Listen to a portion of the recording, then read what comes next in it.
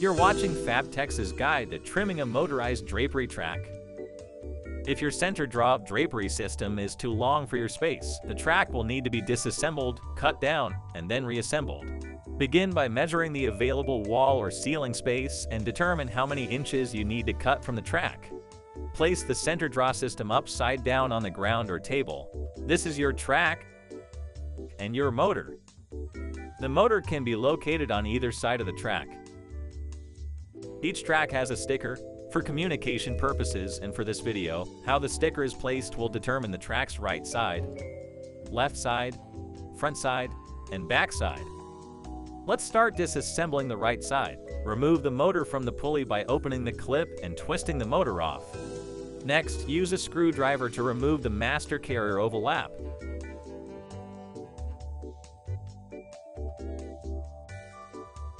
Pull out the metal piece. Then remove the end stop from the pulley. Take out the pulley and the carriers from that end. The carriers should be loose. Pull until you see the end of the belt.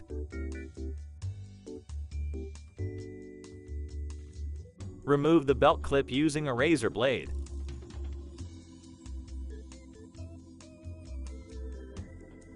This is how the system looks without the track and carriers. On both ends you have pulleys. Your belt goes around the pulleys. Then you have your master carriers. These masters are attached by belt clips. The belt is usually joined at the right master carrier. Going back to disassembly, we now move to the left side. Pop off the end cap and remove the end stop. Take out the pulley and carriers similar to what you did on the right side. Pull until the belt is out of the track so you don't cut into it accidentally. After, mark the spot on the track where you want to cut. If there are wall brackets pre-attached to the track, remove them first before cutting. Cut the track using a bandsaw and shake off excess shavings. Next, put back the belt the same way you took it off, with the belt grooves facing inward. Also make sure the groove of the master carrier's shoe is facing the front side of the track.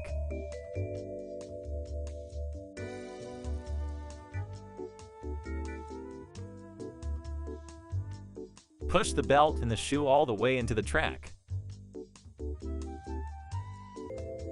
Back on the left side of the track, remove the belt clips before putting it back in the track.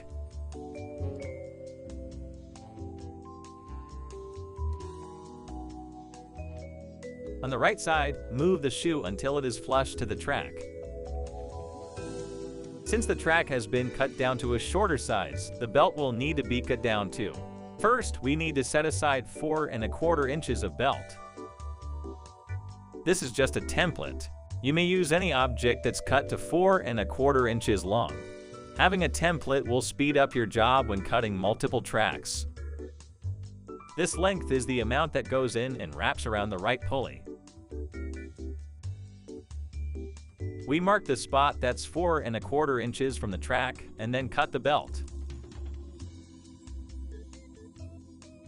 Now clamp on the right side so we can maintain this 4 1/4 inches allowance while working on the left side. Reopen the left side. On the side of the belt closest to you, mark the belt tooth that's just outside of the track. Remove the clamp on the right side so your belt has some slack.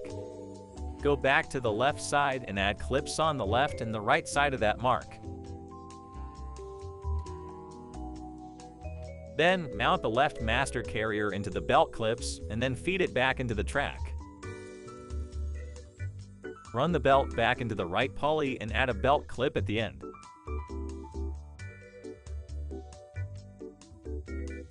Put the shoe in. Again, the groove should face the front of the track.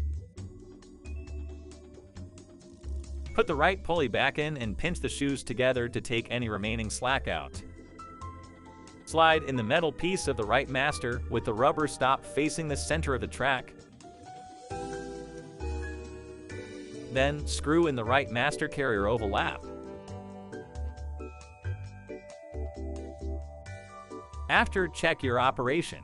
Make sure both carriers start at the edge of the track and meet in the middle. Next, reattach the carriers by grabbing it from the top or the side with the ring, and then push them in the track.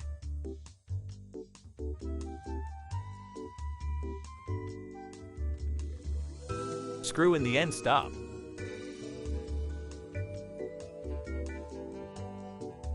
Do the same for the other side. If you are using wall or ceiling mounting brackets, reattach them at this point. The brackets can hang on the groove on one side. On the other side, use the swivel to lock the bracket in place and then tighten the screw. After, mount the end cap and the return clip on the side without the motor. The return clip is where the return panel of the drape attaches to. Finally, reattach your motor and lock it in place.